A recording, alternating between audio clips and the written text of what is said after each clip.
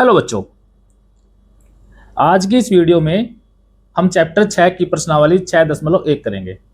Chapter का नाम है समष्टि मापन, परिमाप और क्षेत्रफल।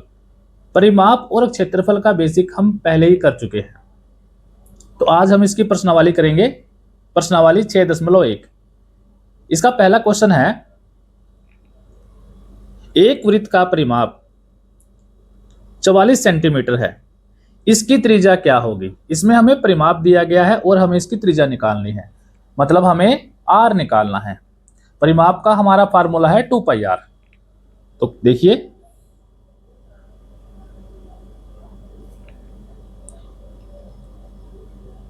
वृत्त का परिमाप जो कि हमें दिया गया है 44 सेंटीमीटर। अब हमारा परिमाप का फार्मूला होता है 2πr, यानी कि 2πr बराबर है 44। पाई की वैल्यू पुट कर देंगे, जो कि होती है 22/7। 2 गुणा में 22/7 गुणा में r बराबर है 44। अब मल्टीप्लाई करेंगे, 22 दूनी 44, 44/7 गुणा में r बराबर है 44। अब इसके बाद ये बन गई समीकरण हमारी। समीकरण में पता है कि जो हमारा गुणा में है वो भाग में जाएगा, जो भाग में है वो गुणा में जाएगा। तो इसका मतलब 44 हमारा ऊपर था तो वो नीचे चला जाएगा, 7 हमारा ऊपर चला जाएगा, तो r आ जाएगा लेफ्ट में हमारा। r बराबर है 44 गुणा में 7/44। 44 से 44 कैंसिल हो गया और हमारे पास बच गया r बराबर है 7 सेंटीमीटर। तो इसकी त्रिज्या हो गई हमारी 7 सेंटीमीटर। क्वेश्चन नंबर 2, निम्नलिखित वृत्तों की परिधि की गणना 3 दशमलव स्थानों तक कीजिए। मतलब कि दशमलव के बाद 3 नंबर हमें चाहिए। इसमें त्रिज्या दी हुई है हमारे पास, तो पहले पार्ट में त्रिज्या देगी है 7 सेंटीमीटर की। अब त्रिज्या 7 सेंटीमीटर है, यानी कि r हमें दिया गया है 7 सेंटीमीटर और परिमाप या परिधि उसका फार्मूला है 2πr, यानी कि 2 गुणा में 22/7 और r की वैल्यू है हमारी 7। तो 7 से 7 कैंसिल हो गया हमारा, 22 दूनी 44, तो ये बच गया हमारे पास 44 सेंटीमीटर परिधि। अब क्वेश्चन था हमारा 3 दशमलव स्थान, इसके अंदर दशमलव स्थान ही नहीं है, तो यही इसका आंसर हो गया हमारा 44 सेंटीमीटर। इसका पार्ट नंबर 2 है, त्रिज्या 10 सेंटीमीटर हमें दे रखी है, यानी कि r की वैल्यू हमारी हो गई इसके अंदर 10 सेंटीमीटर।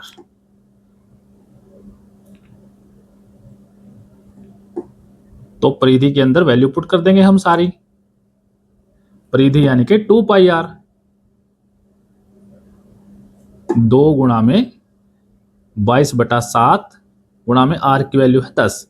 अब 7 किसी से कैंसिल नहीं हो रहा ऊपर, तो हम गुणा कर देंगे इसकी, तो ये हो जाएगा 22 दूनी 44, 44 गुणा में 10, 440/7 सेंटीमीटर। अब इसको दशमलव में चेंज करेंगे, क्वेश्चन में भी दिया हमें दशमलव में चेंज करो इसको 3 दशमलव स्थान तक, तो 440 को हम 7 से भाग कर देंगे।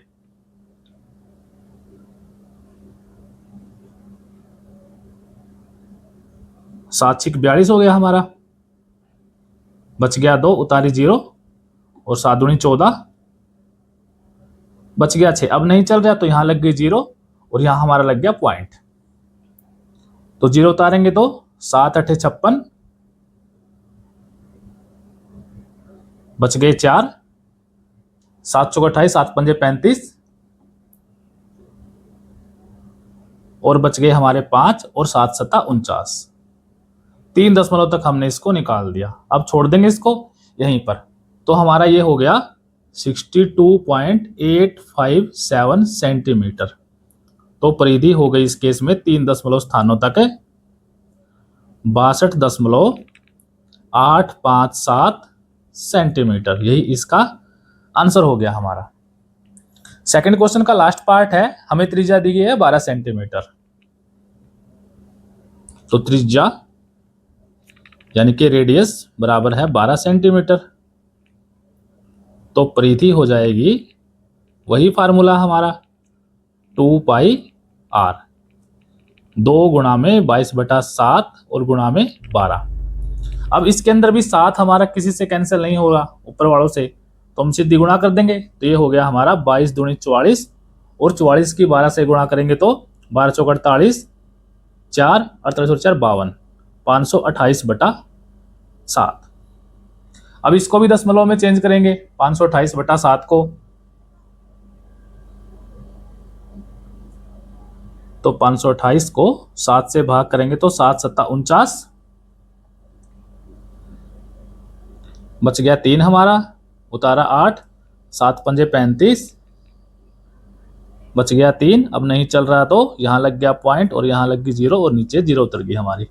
7 चौके 28, बच गया 2, फिर 0, 7 दूनी 14,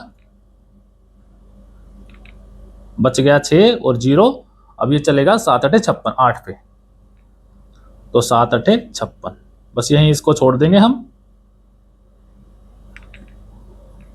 ये इसको एक प्लेस और कर लेते हैं हम, बच गया हमारा 4, तो 7 पंजा 35, अब 5 पे चल गया हमारा ये 35। अब फिर से वही 5 पे चलेगा हमारा ये, तो ये बन गया हमारा 75.4285। अब हमें करना 3 दशमलव स्थान तक, हमारे पास दशमलव के बाद 4 नंबर आ गए, तो हम 3 में चेंज करेंगे। 3 में चेंज करने का नियम हमारा कि अगर कोई नंबर 5 या 5 से बड़ा है तो उसको खत्म करके वो आगे वाले डिजिट में एक नंबर ऐड कर देगा। तो ये हमारा 5 था, 5 खत्म करेंगे तो यहाँ पे हो जाएगा हमारा 9, तो ये हो गया 75.429 सेंटीमीटर। यही इसका आंसर हो जाता है। तो ये क्वेश्चन नंबर 2 हमारा कंप्लीट हो गया। क्वेश्चन नंबर 3, वृत्त की चाप की लंबाई ज्ञात कीजिए यदि हमें त्रिज्या दे रखी है और केंद्र पर कोण दे रखा है 60 डिग्री का। त्रिज्या हमारी 3.5 सेंटीमीटर है और केंद्र पर कोण है 60 डिग्री। तो इसका फार्मूला हम कर चुके हैं पहले से ही, जो हमारी इंट्रोडक्शन वीडियो थी उसके अंदर। इसका क्या मतलब है, कोई वृत्त है उसके अंदर देखिए ये उसका एक हिस्सा बना दिया हमने,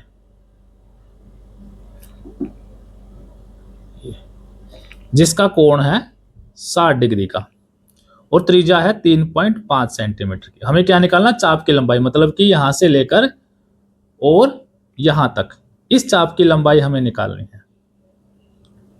तो इसका फार्मूला हम कर चुके थे, फार्मूला था हमारा 2 पाई आर गुणा में theta upon 360।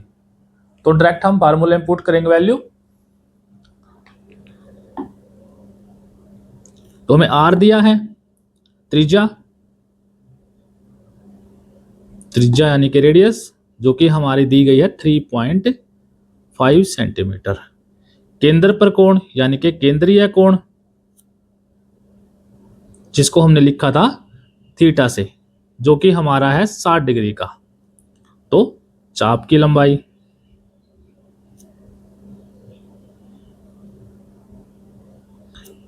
To pi R multiply with theta upon 360।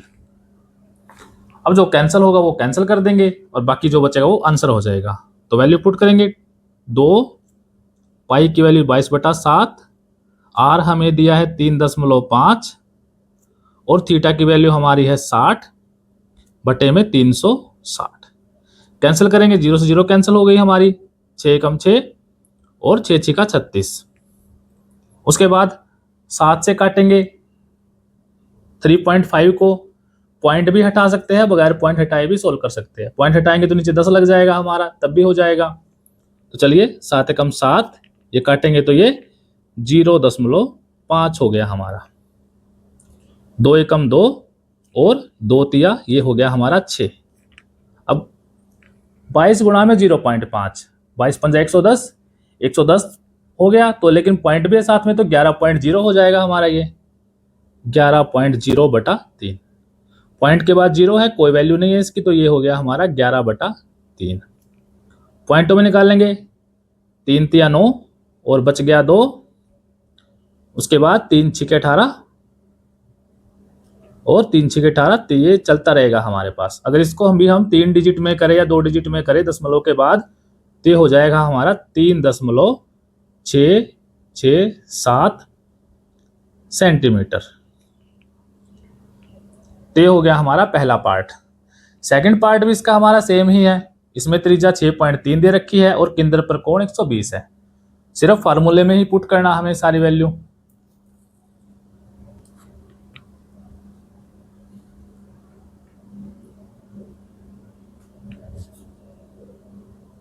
तो त्रिज्या है इसके अंदर, यानी कि रेडियस 6.3 मीटर और केंद्रीय कोण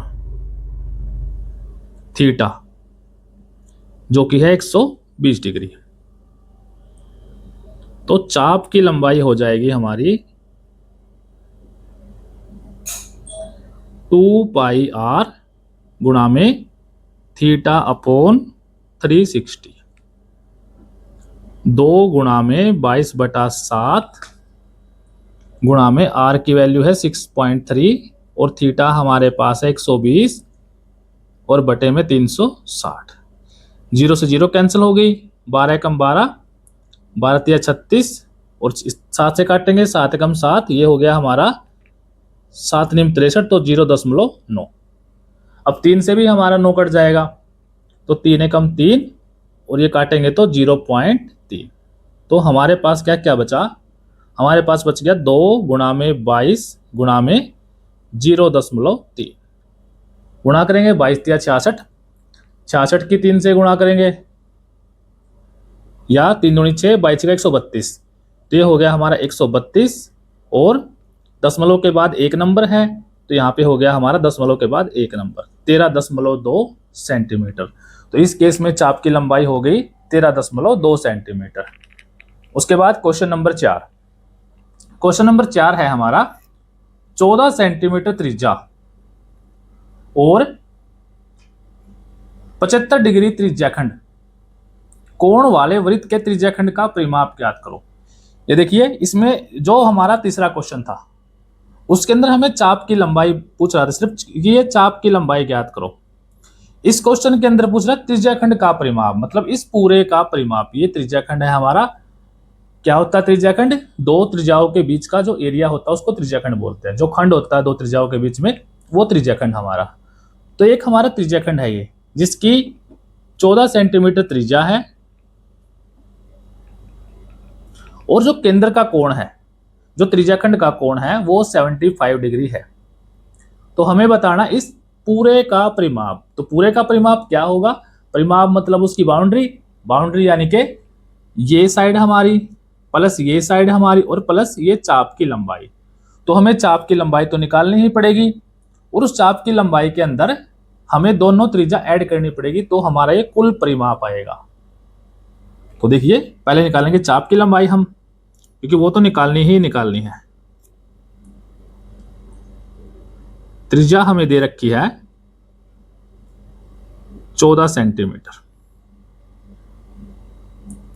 जो केंद्रीय कोण है हमारा यानी कि थीटा, वो है 75 डिग्री। तो चाप की लंबाई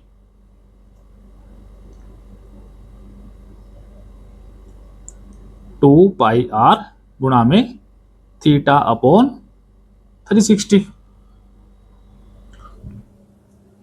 तो 2 गुणा में 22/7, आर की वैल्यू है 14, थीटा की वैल्यू है 75 और बटे में कोण है 360, जो टोटल कोण है हमारा।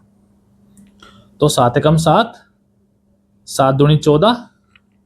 अब काटेंगे 75 को 360 से, तो ये कटेगा हमारा 5 से कट जाएगा, 5 से बड़ा 15 से भी कट जाएगा ये। तो 15 पंजे 75, 15 दूनी 30 और 15 चौके 60, 3/24। उसके बाद अब ये 2 से कट जाएगा, 2 एकम 2, 2 से 12, 2 एकम 2, 2 से हमारा ये 6, फिर 2 से कट जाएगा, 2 तिया 6, और ये हो गया हमारा 11। तो हमारे पास बच गया 11 और 5, ऊपर बच गया 11 5, तो 11 गुणा 5 हो गया 55/3। पॉइंटों में निकालेंगे इसको, तो 3 एकम 3, बच गया 2, उतारा 5, 3 अट्ठा 24, बच गया 1, और 3 तिया 9 और 3 तिया 9, 18.33 सेंटीमीटर। अब ये तो हो गई चाप की लंबाई, हमें चाहिए पूरे का परिमाप। तो पूरे का परिमाप, उसके अंदर 14 और 14 ये ऐड कर देंगे हम।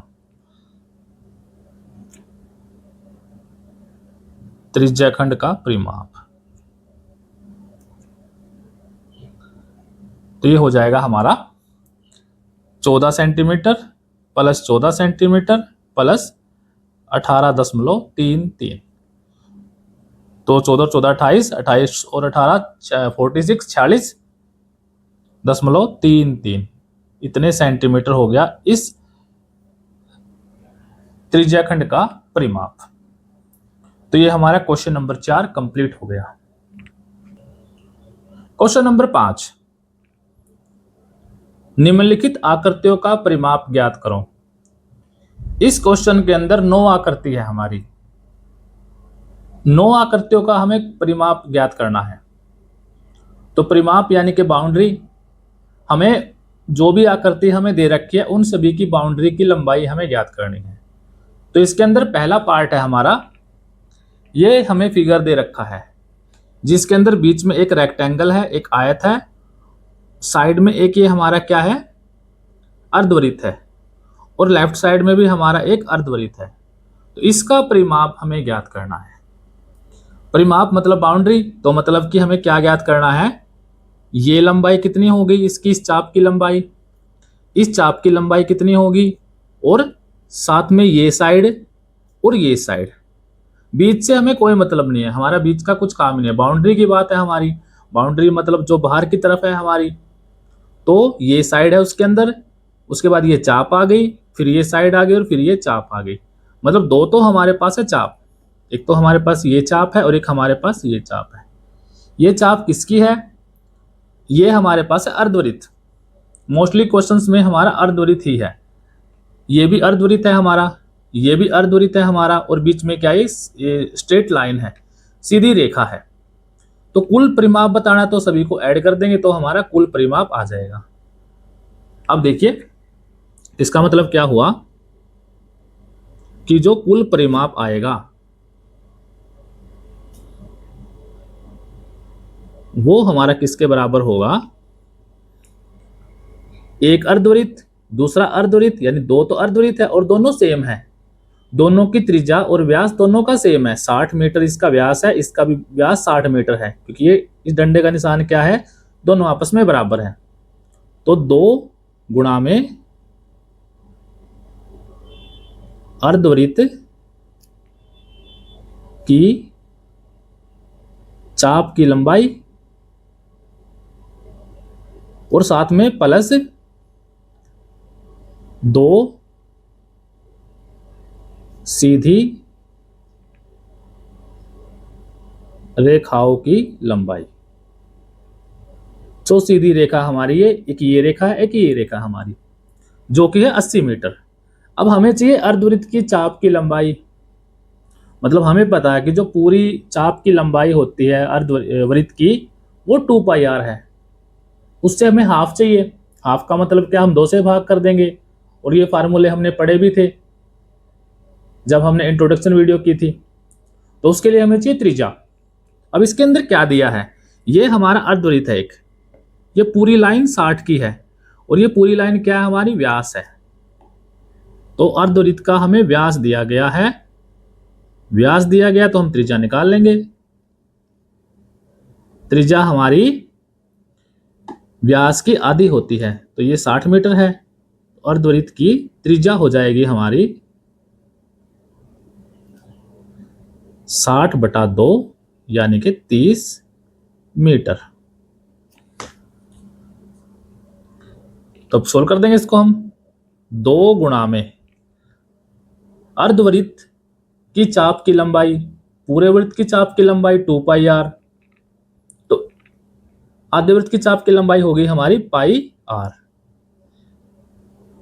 प्लस दो सीधी रेखाओं की लंबाई, एक सीधी रेखा की लंबाई 80 है, तो 2 गुणा में 80 हम लिख देंगे इसको, या 2 नहीं लिखे तो 80 + 80 लिख देंगे इसको हम। तो वैल्यू पुट करेंगे अब इसके अंदर हम, तो 2 गुणा में पाई की वैल्यू 22/7 गुणा में r हमारा है 30 और प्लस 80 दूनी हो गया 160। तो ये हो जाएगा हमारा, 7 से कुछ भी कैंसिल नहीं होगा, 22 दूनी 44 और 44 × 132, तो ये हो गया 1320/7 और प्लस 160। 1320/7 इसको पॉइंटों में निकाल देंगे हम, तो पॉइंटों में हमारा कितना आ जाएगा, ये 7 एकम 7, बच गया हमारा 6, 7 × 8 = 56, बच गया फिर से 6, उतारे 0, फिर से 7 × 8 = 56, बच गया 4, 7 × 5 = 35, बच गया 5 और 7 × 7 = 49, इतने प्लस 160। तो ये हो जाएगा हमारा 188 और 160 34, 348, 348.57 मीटर। ये हो गई हमारी इस पूरे जो फिगर दे रखा उसका कुल परिमाप। भाई कुल परिमाप का मतलब है ये हमारी चाप की लंबाई प्लस ये सीधी रेखा प्लस ये चाप की लंबाई प्लस फिर सीधी रेखा, तो उसी को हमने ये सोल्व किया है, तो ये कुल परिमाप हो गया हमारा।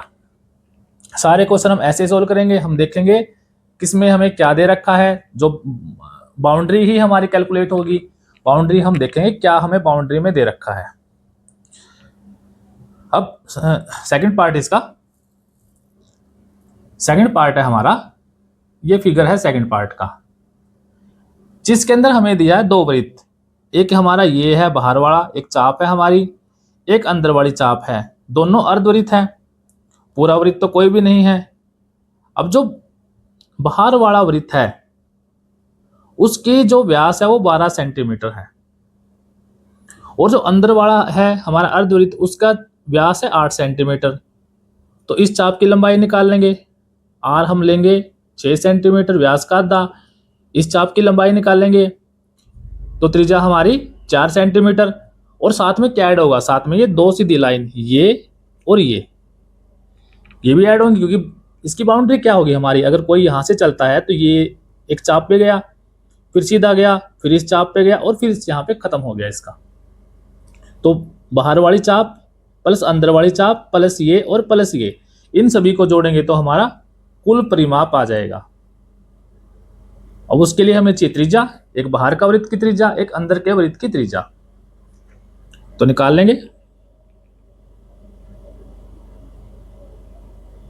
बाहरी वृत्त का व्यास, व्यास हमें दिया है जो कि है 12 सेंटीमीटर, तो बाहरी वृत्त की त्रिज्या कितनी हो जाएगी,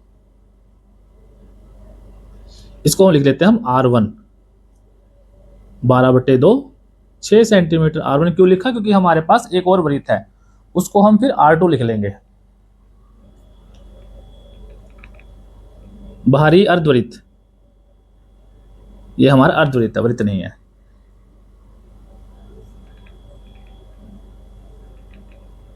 तो बाहरी अर्धवृत्त की चाप की लंबाई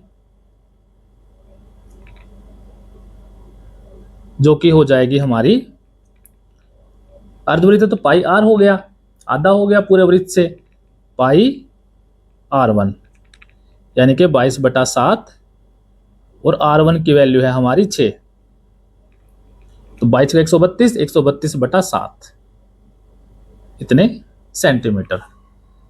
ऐसे ही सेम हम निकाल लेंगे जो हमारा आंतरिक अर्धवृत्त है उसकी चाप की लंबाई,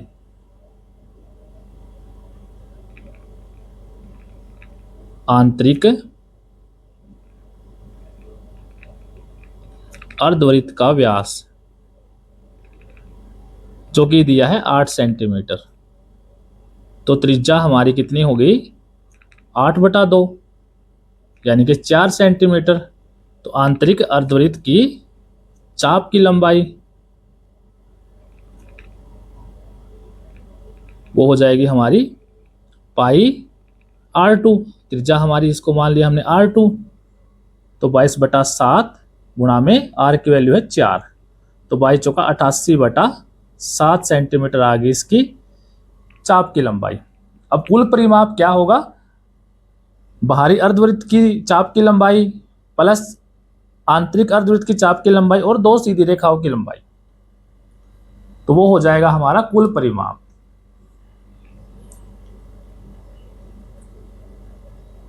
कुल परिमाप बराबर है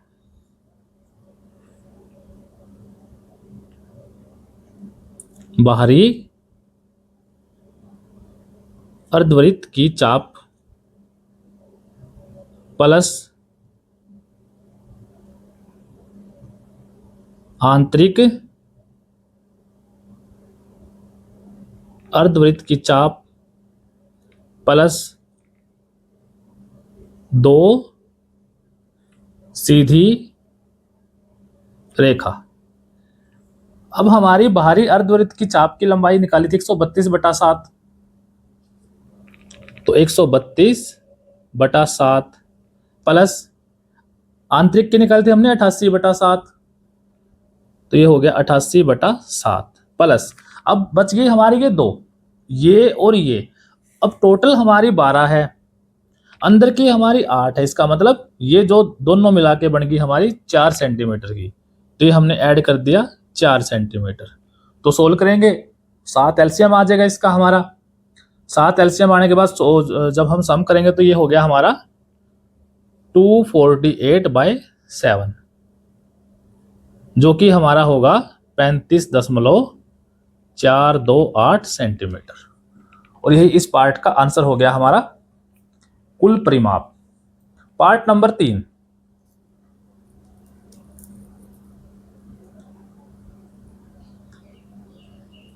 तो ये हमारा पार्ट नंबर 3 का फिगर है, जिसके अंदर देखिए क्या है। इसके अंदर हमारा ये देखिए 1 2 3 और 4 अर्धवृत्त है हमारे, और कुछ नहीं है इसके अंदर, ना कोई सीधी रेखा ना कुछ और। ये भी अगर कोई यहां से स्टार्ट करता चलना तो ये इस चाप पे गया, फिर इस चाप पे, फिर इस चाप पे, और इस चाप पे। 4 हमारे अर्धवृत्त है। तो इसका कुल परिमाप क्या हो जाएगा, अगर हम एक अर्धवृत्त का चाप की लंबाई निकाल दे, उसकी हम 4 से गुणा कर देंगे, तो वो हमारा कुल परिमाप हो जाएगा। तो अब चाप की लंबाई निकालनी है, हमें r चाहिए। इसके अंदर हमें क्या दिया है, व्यास ही दे रखा हमें सभी क्वेश्चनों में। एक और फार्मूला हम यूज कर सकते हैं इसके अंदर, व्यास वाला पाई, जो हमारा 2πr फार्मूला है परिधि का चाप की लंबाई का, वो हमारा हो जाएगा πd, क्योंकि 2r बराबर है d होता है। तो अर्धवृत्त की त्रिज्या हो जाएगी इसके अंदर 10/2 5 सेंटीमीटर, क्योंकि हमारा व्यास था 10 सेंटीमीटर। तो त्रिज्या हो गई उसकी आधी, 10/2 5 सेंटीमीटर। चलिए व्यास भी लिख लेते हैं। तो व्यास हमारा था 10 सेंटीमीटर, तो त्रिज्या हो गई हमारी व्यास की आधी। तो कुल परिमाप बराबर है 4 गुणा में अर्धवृत्त की चाप की लंबाई। तो ये हो गया 4 गुणा में अर्धवृत्त की चाप की लंबाई, वही सेम फार्मूला πr। तो ये हो गया 4 गुणा में 22/7 और r की वैल्यू हमारी है 5। कुछ कैंसिल नहीं होगा तो गुणा कर देंगे, 22 110 और 11 चौक 44। तो ये हो गया हमारा 440/7। पॉइंटों में निकालेंगे तो 7 6 42 बच गया 2, 7 दूनी 14 बच गया 6, 7 8 56 बच गया 4, 7 पंजा 35, बच गया 5 और 7 सत्ते 49, इतने सेंटीमीटर। तो ये इसका परिमाप हो गया थर्ड पार्ट का। पार्ट नंबर 4, पार्ट नंबर 4 के अंदर भी सेम जो थर्ड पार्ट था इसका वैसा ही है। उसके अंदर 4 अर्धवृत्त थे हमारे, इसके अंदर हमारे 3 अर्धवृत्त है। ये सारी साइड बराबर है। इस 2 डंडे का मतलब है कि ये और ये तीनों आपस में बराबर है। तीनों बराबर है तो जो अर्धवृत्त है तीनों सेम व्यास की है। अगर व्यास सेम है तो त्रिज्या भी तीनों की सेम होगी। तो इसके अंदर जो व्यास है वो 12 सेंटीमीटर है, उसके अंदर 10 सेंटीमीटर था। अर्धवृत्त का व्यास बराबर है 12 सेंटीमीटर। तो अर्धवृत्त की त्रिज्या हो गई 12/2, 6 सेंटीमीटर। तो कुल परिमाप 3 गुणा में अर्धवृत्त की चाप की लंबाई, 3 से गुणा करेंगे तो 3 अर्धवृत्त है, तीनों की लंबाई आ जाएगी हमारे पास। तो 3 गुणा में पाई आर, 3 गुणा में 22/7 और गुणा में 6। ये भी हमारा कैंसिल नहीं हो रहा किसी से, 7 है हमारा तो सीधी गुणा कर देंगे हम। तो ये हो गया 22 या 66, 66 गुणा में 6, 6 6 36, 3 36 और 3 39, 396/7। पॉइंटों में निकालेंगे तो 7 पंजा 35, बच गए 4 और उतारा 6, 7 6 42, बच गए फिर से 4, 7 पंजा 35 और बच गए 5, 7 7 49, इतने सेंटीमीटर। तो ये हमारा पार्ट नंबर 4 हो गया इस क्वेश्चन का। पार्ट नंबर 5, पार्ट नंबर 5 का ये फिगर दे रखा है जिसके अंदर 14 सेंटीमीटर है हमारा। ये सारी बराबर है तो सारी 14 सेंटीमीटर है। अब शेप क्या बने इसके अंदर, ऊपर से स्टार्ट अगर करें हम तो ये हमारा एक अर्धवृत्त है, ये भी एक अर्धवृत्त है। क्या पहचान है अर्धवृत्त की कि ये व्यास है पूरा इसके अंदर, बीच में से काटा हुआ इसको। ये भी हमारा एक अर्धवृत्त है और ये भी हमारा एक अर्धवृत्त है। यानी कि इस फिगर के अंदर 4 अर्धवृत्त है। अब जो बच गए बाकी, ये हमारा एक हिस्सा तो ये हो गया यहां से, फिर एक ये हो गया, एक ये और एक ये, 4 हमारे अलग चीज है। अब ये 4 हमारे क्या है, ये समकोण है यहां पे। इसका मतलब ये 4 हमारे चतुर्थांश है, वृत्त का चौथा हिस्सा है।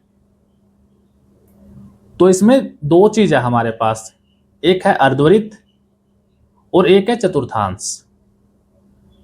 दोनों की चाप की लंबाई निकालेंगे।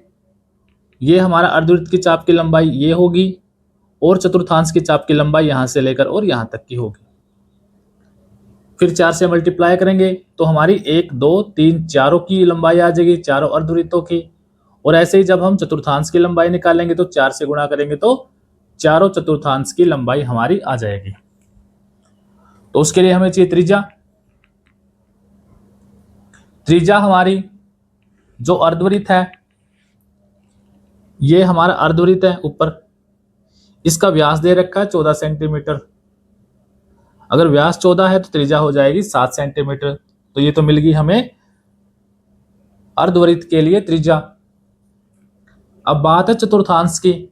चतुर्थांश की त्रिज्या क्या होगी वो देखिए।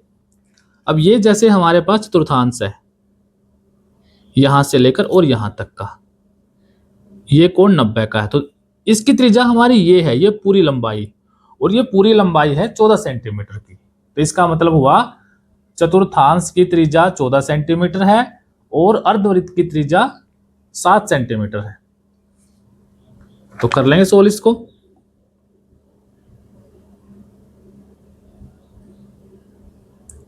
अर्धवृत्त का व्यास ये हमें दिया है 14 सेंटीमीटर, तो अर्धवृत्त की त्रिज्या हो गई 7 सेंटीमीटर। 7 सेंटीमीटर। अर्धवृत्त की चाप की लंबाई,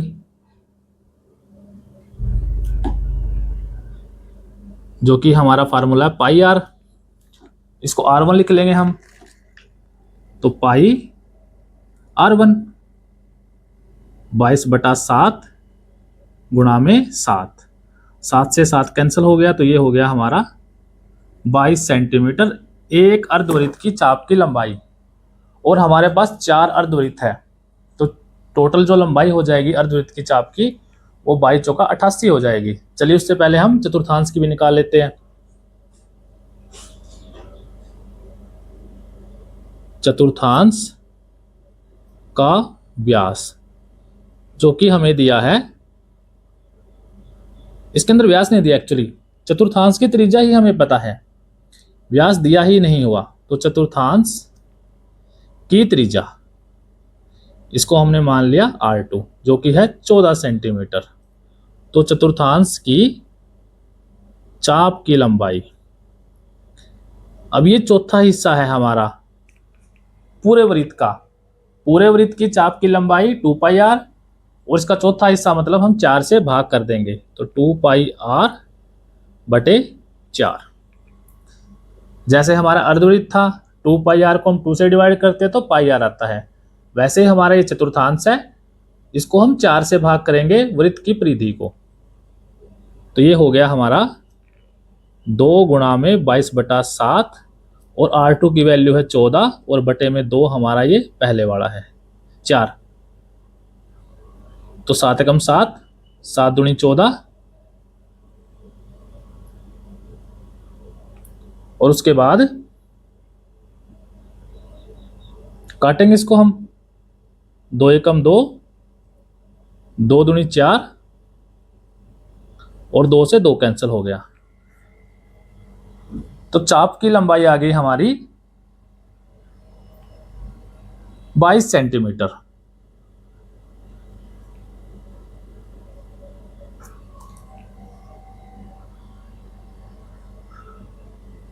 तो अब कुल परिमाप हो जाएगा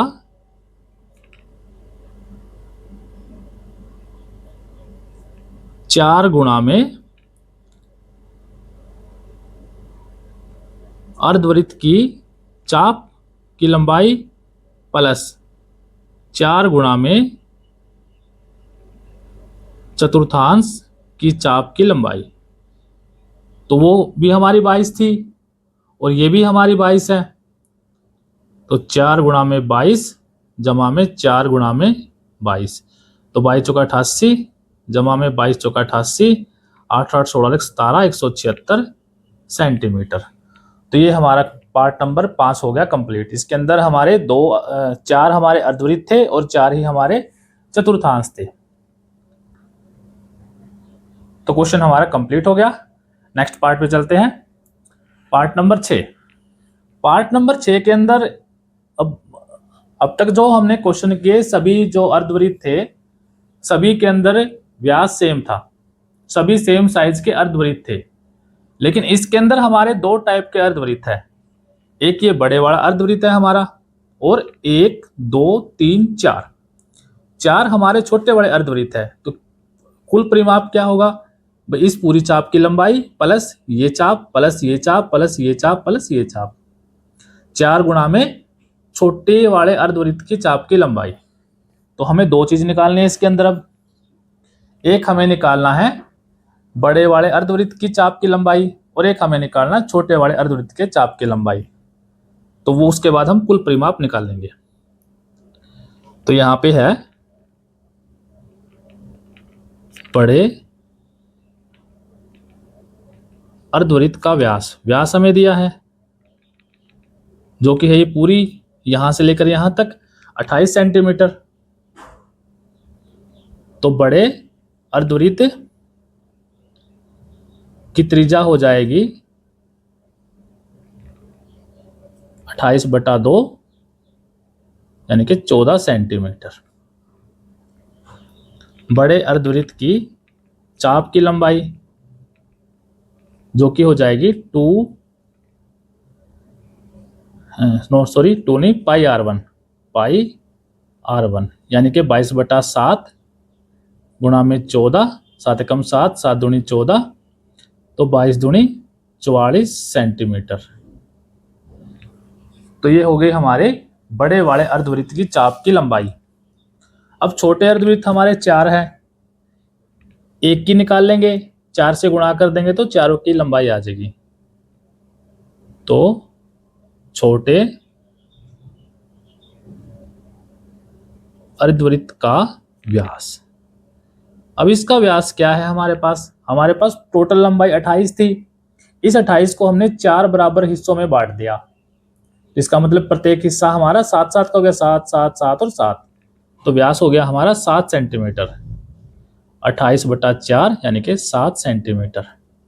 तो छोटे अर्धवृत्त की त्रिज्या, जिसको हमने मान लिया R2, तो 7/2 सेंटीमीटर। पॉइंटों में नहीं निकालेंगे क्योंकि बाद में हमें फिर काटना ही है। तो छोटे अर्धवृत्त की चाप की लंबाई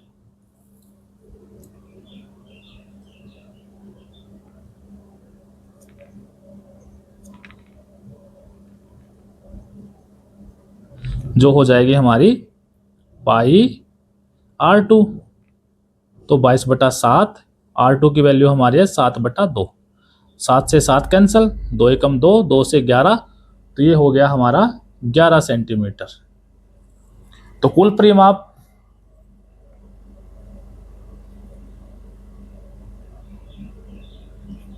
जो हो जाएगा बड़े वाले चाप की लंबाई और 4 गुणा में छोटे वाले चाप की लंबाई। बड़े अर्धवृत्त की चाप की लंबाई प्लस 4 गुणा में छोटे अर्धवृत्त की चाप की लंबाई। तो बड़ा जो अर्धवृत्त था उसकी चाप की लंबाई हमारी 44 हमने निकाल ली थी, प्लस 4 गुणा में 11, तो ये हो गया हमारा 44 प्लस 44, 88 सेंटीमीटर। इसका कुल परिमाप पार्ट नंबर 6 का। पार्ट नंबर 7 के अंदर हमें 3 अर्धवृत्त दिए गए, एक अर्धवृत्त, एक ये दूसरा, एक ये तीसरा, और तीनों का साइज अलग अलग है। एक का व्यास हमारा 6 सेंटीमीटर है, एक का व्यास हमारा 8 सेंटीमीटर है, एक का व्यास हमें नहीं पता। तो अगर इस चाप की लंबाई हमें निकालनी है तो हमें इसका व्यास भी पता होना चाहिए, तभी हम त्रिज्या निकालेंगे।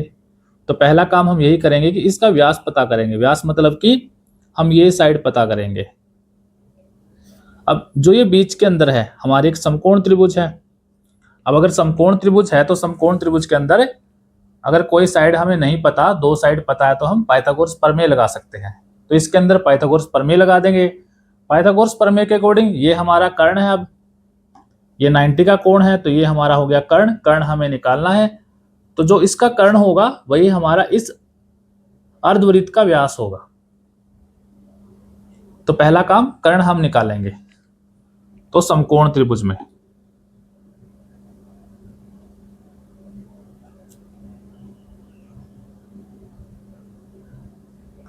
नाम भी दे सकते हैं इनका ABC, नहीं देंगे तब भी कोई बात नहीं है। इसमें हमने पाइथागोरस प्रमेय लगा दी। तो पाइथागोरस प्रमेय के अकॉर्डिंग कर्ण का स्क्वायर बराबर है लंब का स्क्वायर जमा आधार का स्क्वायर। कर्ण निकालना है हमें। लंब हमारा 6 सेंटीमीटर, तो 6 का स्क्वायर। आधार हमारा 8 है, तो 8 का स्क्वायर। तो 6 का स्क्वायर हो गया 36 और 8 का स्क्वायर हो गया 64, टोटल हो गया हमारा 100। अभी हमारे कर्ण का स्क्वायर निकला है, तो कर्ण हमारा कितना हो जाएगा, वर्गमूल 100। जब हम स्क्वायर हटाएंगे तो सामने वाले नंबर का वर्गमूल हो जाएगा। तो 100 का वर्गमूल हमारा 10, तो कर्ण की वैल्यू आ गई 10 सेंटीमीटर। मतलब कि हमें इस बड़े वाले अर्धवृत्त का भी व्यास मिल गया, जो कि है 10 सेंटीमीटर। तो अब हमें तीनों मिल गए, तीनों अर्धवृत्त के हमें व्यास मिल गए। एक अर्धवृत्त का व्यास है 10 सेंटीमीटर, एक का 8 है और एक का 6 सेंटीमीटर है।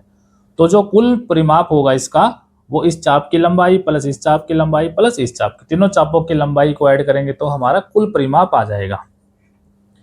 उसके लिए त्रिज्या निकाल लेंगे हम। त्रिज्या हमारे पास, अगर इनके नाम दे ले हम, मान लिए ये हमारा जो सबसे बड़ा था उसको हमने 1 नाम दे दिया, इसको हमने 2 नाम दे दिया, और ये हमारा हो गया 3। तो अर्धवृत्त 1 की त्रिज्या, इसको नाम दे दिया हमने R1, 10/2 यानी कि 5 सेंटीमीटर। अर्धवृत्त 2 की त्रिज्या, R2 नाम दे दिया हमने, 8/2 यानी कि 4 सेंटीमीटर। और अर्धवृत्त 3 की त्रिज्या, जिसको नाम दे दिया हमने R3, 6/2 यानी कि 3 सेंटीमीटर। तो तीनों की त्रिज्या हमें मिल गई, तीनों की चाप की लंबाई हमें निकालनी है, तो हमारा कुल परिमाप आ जाएगा। तो कुल परिमाप बराबर है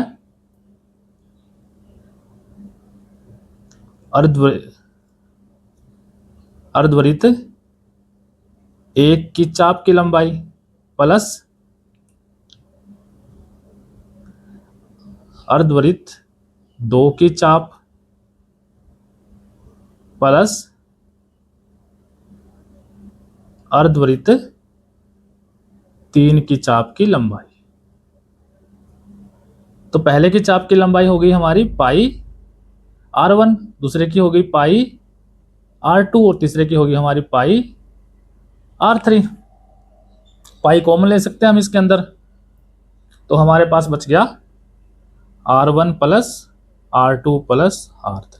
सारी वैल्यू पुट कर देंगे हम। पाई की वैल्यू हमारी 22/7,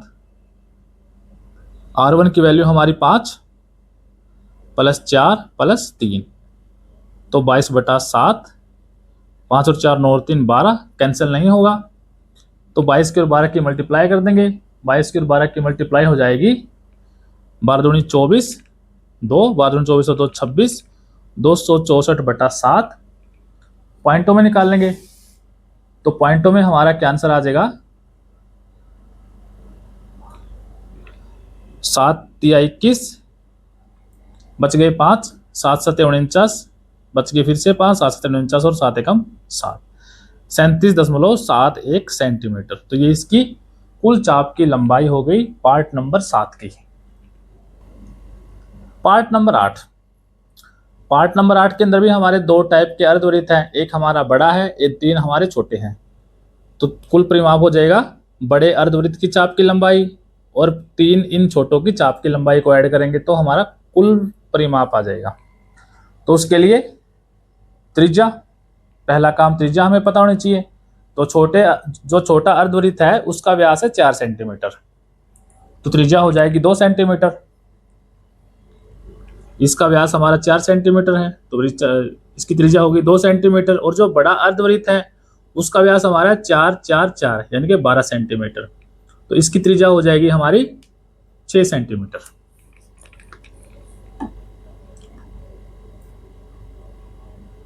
छोटे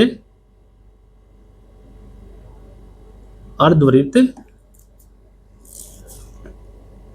का व्यास बराबर है 4 सेंटीमीटर, तो छोटे अर्धवृत्त की त्रिज्या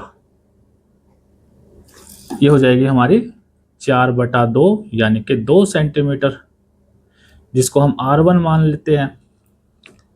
उसके बाद बड़े अर्धवृत्त का व्यास जो कि हो जाएगा 4 + 4 + 4,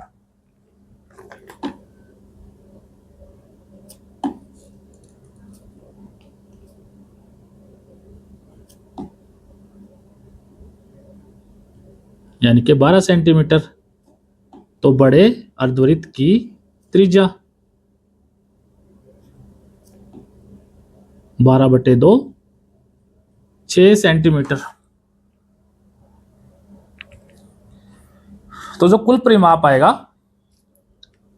बड़े अर्धवृत्त चाप की लंबाई प्लस 3 गुणा में छोटे अर्धवृत्त चाप की लंबाई, तो कुल परिमाप बराबर है, छोटा मानना, चलो 3 छोटे लिख लेते पहले, 3 गुणा में छोटे अर्धवृत्त की चाप की लंबाई प्लस बड़े अर्धवृत्त की चाप की लंबाई। तो छोटे की लंबाई हो जाएगी पाई r1 और बड़े की हो जाएगी पाई r2। पाई हमारा फिर से कॉमन आ गया, तो पाई हमने कॉमन ले लिया, हमारे पास बचेगा 3r1 प्लस r2, तो 22/7 3 गुणा में r1 की वैल्यू है 2 और r2 की वैल्यू है 6, तो ये हो गया 22/7, 3 दूनी 6 प्लस 6, तो 22/7 गुणा में 12, तो 22/7 गुणा में 12 हो गया हमारा 12 दूनी 24 और 2 26, 264/7, यानी कि अभी वही जो हमारा पिछले पार्ट में आंसर आया था वही आ जाएगा, ये 37.71 इतने सेंटीमीटर। तो ये हमारा इस पार्ट का आंसर हो गया। लास्ट पार्ट इस क्वेश्चन का जो कि है हमारा ये वाला,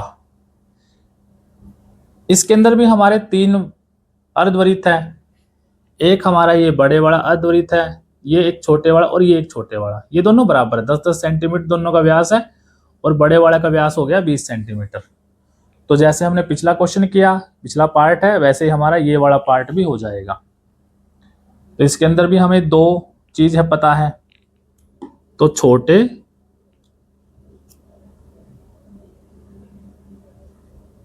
अर्धवृत्त की त्रिज्या, व्यास नहीं लिखते थे तो त्रिज्या लिख लेंगे, व्यास आप लिख सकते हो खुद से, तो कितनी हो गई 10 है, 10/2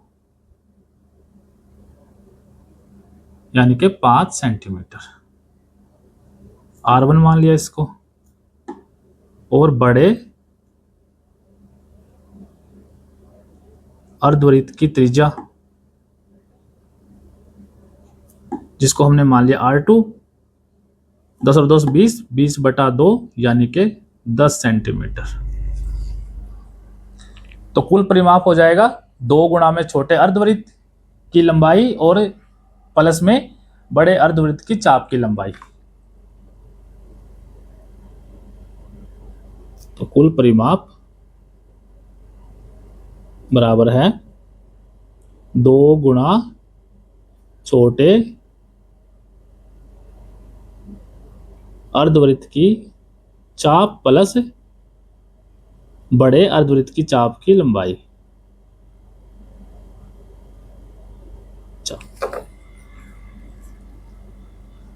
तो 2 गुणा में छोटे की हो जाएगी हमारी पाई r1 और बड़े की हो जाएगी हमारी पाई r2, पाई हमारा कॉमन, तो 2r1 प्लस r2, पाई की वैल्यू पुट कर देते हैं 22/7, 2 गुणा में r1 जो कि हमारी है 5 और r2 हमारा है 10, 22/7, 5 दूनी 10 प्लस 10 20, तो यानी कि 22/7 गुणा में 20, तो 22 दूनी 44, 440/7, पॉइंट में निकाल लेंगे तो 7×6 42, बच गया 2, 7 दूनी 14, बच गए 6, 7 8 56, बच गए 4, 7 5 35 और बच गए 5, 7 7 49, इतने सेंटीमीटर। तो ये हमारा क्वेश्चन नंबर 5 कंप्लीट हो जाता है, इसके 9 के 9 पार्ट कंप्लीट हो जाते हैं हमारे। क्वेश्चन नंबर 6, यदि कार के पहिए का व्यास 56 सेंटीमीटर हो तो पहिए का एक चक्कर पूरा करने के लिए कार को कितनी दूरी तय करनी पड़ेगी। और सेकंड पार्ट है, यदि कार 10 किलोमीटर की दूरी तय करती है तो पहिया कितने चक्कर लगाता है। अब एक कार का पहिया है जिसका व्यास है 56 सेंटीमीटर। पहले तो ये समझ लेते हैं कि उसको एक चक्कर पूरा करने के लिए, यानी कि वो एक चक्कर कैसे पूरा करेगा। मान लिया ये रोड है, इसके ऊपर ये पहिया है। अब पहिया अगर मान लिया इधर जाता है, यहां से स्टार्ट करेगा, तो पूरा चक्कर कब पड़ेगा, जब ये कंप्लीट राउंड घूम के यहाँ पे आ जाएगा। मतलब कि यहाँ से स्टार्ट हो घूमना, यहाँ से ये हिस्सा रोड पे लगेगा, फिर ये हिस्सा रोड पे लगेगा, फिर ये हिस्सा, और फिर लास्ट में जाके यही हिस्सा रोड पे लगेगा। तो उस पूरे में उसने कितनी दूरी तय की, वो किसके बराबर होगी भाई, यहां से लेकर और यहां तक की लंबाई, जो कि हमारी है परिधि। तो इसका मतलब हुआ एक चक्कर पूरा करने के लिए जो दूरी तय करेगा वो उस पहिए की परिधि के बराबर होगा। कि भाई अगर हम इसको खोल दे पूरा टायर को तो वो यहां तक जाएगा, वही उसने एक चक्कर में पूरा किया है। और खोलने का मतलब क्या है, वो किसके बराबर है, इसकी परिधि के बराबर है। तो परिधि कह लो, परिमाप कह लो, हमें पहिए का परिमाप या परिधि निकालना पड़ेगा एक चक्कर के लिए। तो सोल्व कर लेते हैं इसको। अब इसमें पहिए का व्यास दिया गया वही हमारे पास, तो पहले हम निकालेंगे त्रिज्या। पहिए का व्यास जो कि है 56 सेंटीमीटर, तो पहिए की त्रिज्या 56/2 यानी कि 28 सेंटीमीटर।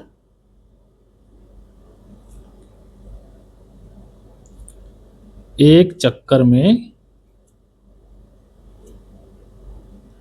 तय दूरी जो कि होगी पहिए की परिधि के बराबर, और परिधि होती है 2πr।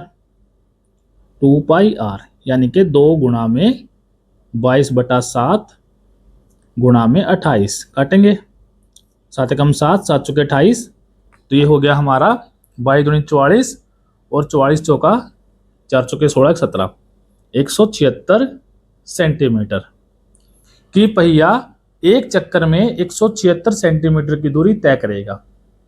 तो ये हमारा फर्स्ट पार्ट हो गया। सेकंड पार्ट में उसने बोला कि अगर कार को 10 किलोमीटर की दूरी तय करनी है तो कितने चक्कर लगाएगा। अब हमारा 10 किलोमीटर है, 176 की जो दूरी तय करता है वो एक चक्कर में लगाता है। तो 10 किलोमीटर की 176 से 10 किलोमीटर को भाग दे देंगे तो हमारा आंसर आ जाएगा। अब इसमें मेन चीज क्या है कि दूरी हमारी किलोमीटर में है, और हमारी जो परिधि आई है या एक चक्कर की जो दूरी है वो सेंटीमीटर में है। तो हम क्या करेंगे, किलोमीटर को सेंटीमीटर में चेंज करो या सेंटीमीटर को किलोमीटर में चेंज करेंगे। तो 10 किलोमीटर, 10 किलोमीटर का मतलब क्या है, 10 गुणा में 1 किलोमीटर में 1000 मीटर, यानी कि 10,000 मीटर। अभी मीटर में आया है, अब हमें सेंटीमीटर में चाहिए। 1 मीटर में 100 सेंटीमीटर, तो अभी इसकी 100 से गुणा कर देंगे। 1 2 3 4 10,000 गुणा में 100, तो ये हो गया हमारा 4 और 2 6 0, यानी कि 10 लाख। इतने सेंटीमीटर दूरी तय करने में चक्कर। ये क्या कर देंगे हम, 10 लाख को 156 से हम 176 से हम भाग कर देंगे। जो हमारा एक पहिए का परिधि है, परिमाप है, यानी कि एक पहिए ने एक चक्कर में कितनी दूरी तय की, वो 176 थी हमारी, और कुल दूरी तय करनी है उसको 10 लाख सेंटीमीटर। इससे इसको डिवाइड करेंगे तो ये हमारा आएगा पॉइंटों में 5681.8, यानी कि 5681 चक्कर पूरे और 82वां चक्कर थोड़ा सा कम। तो इसका मतलब उसको 5682 चक्कर लगाने पड़ेंगे। 10 किलोमीटर की दूरी तय करने के लिए उसको 5682 चक्कर लगाने पड़ेंगे पहिए को। तो ये हमारा क्वेश्चन नंबर 6 कंप्लीट हो जाता है। क्वेश्चन नंबर 7, दिए गए प्रत्येक फूल की समस्त पंखुड़ियों का कुल परिमाप ज्ञात कीजिए। इसमें हमें दो पार्ट दिए गए हैं। पहला पार्ट इसमें 1 2 3 4 पंखुड़ियां हैं, दूसरे पार्ट में 1 2 3 4 5 6 पंखुड़ियां हैं। तो हमें सारी पंखुड़ियों का कुल परिमाप ज्ञात करना। कुल परिमाप का मतलब है, जैसे ये हमारा फर्स्ट पार्ट है, भाई इसकी लंबाई प्लस इसकी लंबाई, इसकी सभी की सभी, जो 8 चाप बन गई हमारे पास एक किस्म से। एक चाप ये, एक पंखुड़ी में 2 चाप है, 2 चाप 4 6 और 8। इन 8 चापों की लंबाई जो होगी वही हमारा समस्त पंखुड़ियों का कुल परिमाप होगा। अब इसको हम ऐसे देखो, भाई अगर हम प्रकार यहां पे रखें और हम इतनी त्रिज्या ले, प्रकार इतनी खोले हम, तो हमारा ये सेम बनेगा अर्धवृत्त। तो इस क्वेश्चन के अंदर देखिए हमारा एक ये अर्धवृत्त बना हुआ है, एक ये अर्धवृत्त बना हुआ है 2, ये भी अर्धवृत्त है 3 और ये भी हमारा अर्धवृत्त है 4। मतलब कि इस क्वेश्चन के अंदर हमारे जो पंखुड़ियां बनी है 4 अर्धवृत्त बने हुए हैं। तो अगर हम 4 अर्धवृत्तों की चापों की लंबाई निकाल दें, उन सभी को जोड़ दे, तो हमारी ये पूरी लंबाई, पूरा परिमाप आ जाएगा। तो क्या करेंगे, इसके लिए हम अर्धवृत्त का चाप की लंबाई हम निकाल लेंगे, जो कि हमारा फार्मूला है पाई आर। तो देखिए इसके अंदर हमारे 4 अर्धवृत्त है। इसको एक और बना लेते हैं एक बार, अगर हम करें तो जो इसका फिगर बन गया ये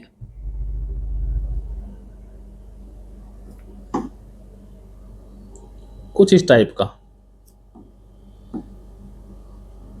जिसका जो व्यास है वो 14 सेंटीमीटर है।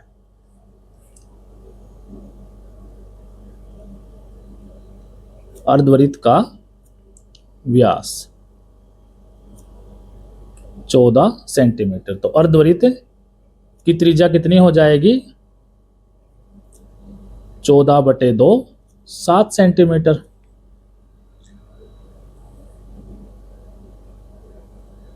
तो समस्त पंखुड़ियों का परिमाप, भाई जो सारी पंखुड़ी है वो इस 4 अर्धवृत्तों में पूरी कवर हो रही है हमारी। एक अर्धवृत्त में हमारी ये और ये पंखुड़ी कवर हो गई पहले वाले में, दूसरे वाले में हमारी ये और ये कवर हो गई, फिर ये और लास्ट वाले में ये और ये कवर हो गई हमारी। तो हमारी 8 की 8 जो ये चाप है सारी कवर हो गई इन 4 अर्धवृत्तों में। तो 4 गुणा में अर्धवृत्त की चाप की लंबाई, तो यानी कि 4 गुणा में पाई आर। तो 4 गुणा में 22/7 और आर की वैल्यू हमारी है 7। तो 7 से 7 कैंसिल हो गया हमारा, तो 22 चौका 88 सेंटीमीटर इसका आंसर आ गया। इसको हम अलग अलग से भी कर सकते हैं, भाई हम एक चाप की लंबाई निकाल ले, फिर दूसरी चाप की, चाप सारी बराबर है, चापों की लंबाई सेम होगी तो 8 से उसकी मल्टीप्लाई कर देंगे। ये हमने किया अर्धवृत्त को मान के। भाई एक इसको पूरे क्वेश्चन के अंदर 4 अर्धवृत्त है हमारे, तो हमने एक अर्धवृत्त की चाप की लंबाई निकाल ली, जो कि हमारी है ये 4 से गुणा करी तो हमारा सारा कवर हो गया। पार्ट नंबर 2, पार्ट नंबर 2 के अंदर हमें एक षटभुज दिया गया है जिसकी 6 साइड है हमारे पास, प्रत्येक साइड की लंबाई 42 सेंटीमीटर है। और इसके अंदर जो पंखुड़ी बनी है 1 2 3 4 5 6 पंखुड़ियां बनी हैं, इसका हमें परिमाप बताना है। अब इसका परिमाप देखिए, अगर हम इसको केंद्र मान ले और हम इतनी त्रिज्या ले ले 42 सेंटीमीटर की, तो हमें कौन सी चाप मिलेगी, हमें ये एक चाप हमारी ये मिल जाएगी यहां से लेकर और यहां तक की। ऐसे ही जब हम इसको केंद्र मान लेंगे तो हमें एक चाप ये मिल जाएगी, इसको केंद्र मान लेंगे तो एक चाप हमें ये मिल जाएगी, इसको केंद्र मान लेंगे तो एक चाप हमें ये मिल जाएगी। तो इस प्रकार हम 6 बिंदुओं को केंद्र मान के जो हमें चाप मिली सारी, वो कंप्लीट एक फूल बन गया। यानी कि अगर हम इन 6 का अलग अलग से निकाल ले, इसको जो केंद्र मानना हमने, तो हमारा ये पोर्शन बन गया। और ये हमारा एक क्या है, ये हमारा एक त्रिज्याखंड है।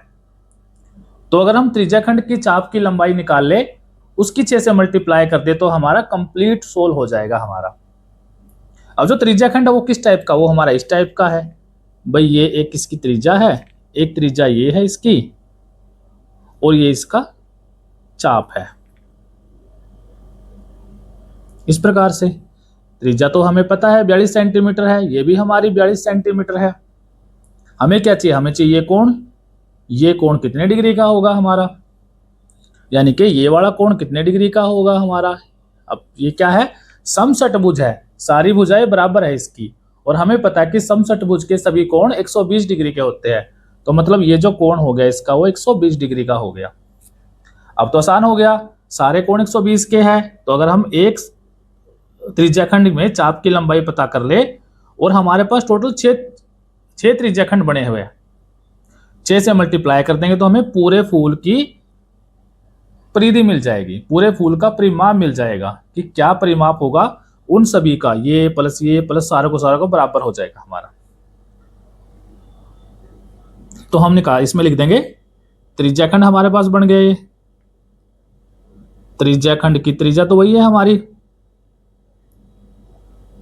जो कि है 42 सेंटीमीटर। त्रिज्याखंड का कोण 120 डिग्री। तो एक त्रिज्याखंड की चाप की लंबाई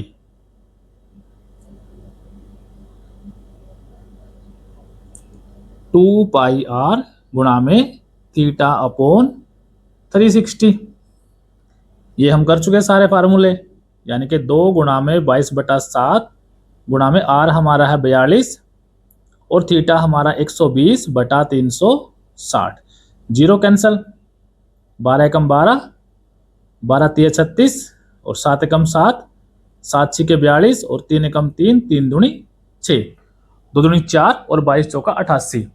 तो 88 हमारे पास इस एक त्रिज्याखंड की चाप की लंबाई आ गई।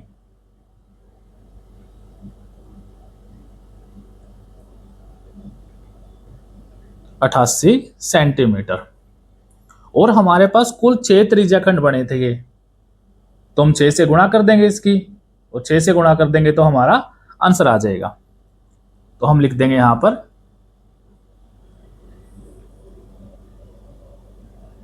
समस्त पंखुड़ियों का कुल परिमाप बराबर है 6 गुणा में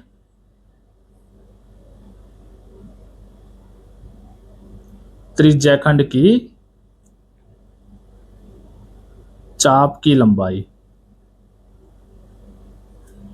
यानी कि 6 गुणा में 88, 6 8 48 4, 6 8 48 और 4 52, 528 सेंटीमीटर इसका आंसर आ गया।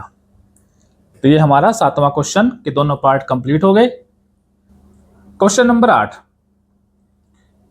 2 वृत्तों के परिमाप का अनुपात 5:4 है, उनकी त्रिज्या का अनुपात क्या होगा। परिमाप का अनुपात हमें दे दिया और त्रिज्या का अनुपात हमसे पूछ रहा है।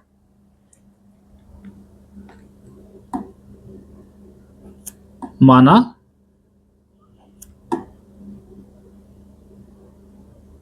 पहले वृत्त का परिमाप, फार्मूला वही लग जाएगा हमारे पास, फार्मूला होता है 2 पाई आर। 2 वृत्त है तो आर दोनों के अलग अलग है, तो एक की हम R1 मान लेंगे, एक की हम R2 मान लेंगे। तो परिमाप को हमने मान लिया C1, सर्कमफ्रेंस सर्कमफ्रेंस 1 मतलब पहले वृत्त का परिमाप, तो 2 पाई R1 मान लिया हमने, तथा दूसरे वृत्त का परिमाप ये C2 मान लिया हमने।